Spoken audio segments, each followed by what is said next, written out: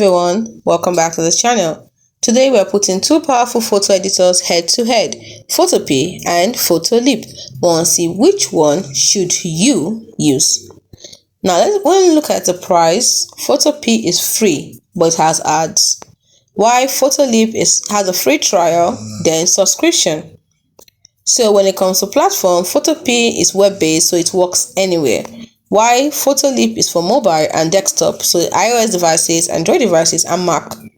When it comes to AI tools, Photopea has basic editing just like Photoshop, while Photoleap has AI-powered editing, for example, background removal and effects. When it comes to ease of use, Photopea just feels like Photoshop, that is, has a steep learning curve, while Photoleap has simple drag and drop magic.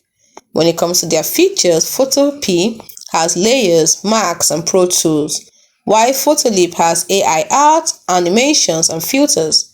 When it comes to who they're best for, Photopea is best for professionals or designers, while Photoleap is best for social media and quick edits. So, in summary, Photopea equals to free Photoshop alternative, which is great for pros, while Photoleap equals to AI-powered creativity, which is perfect for influencers and quick edits.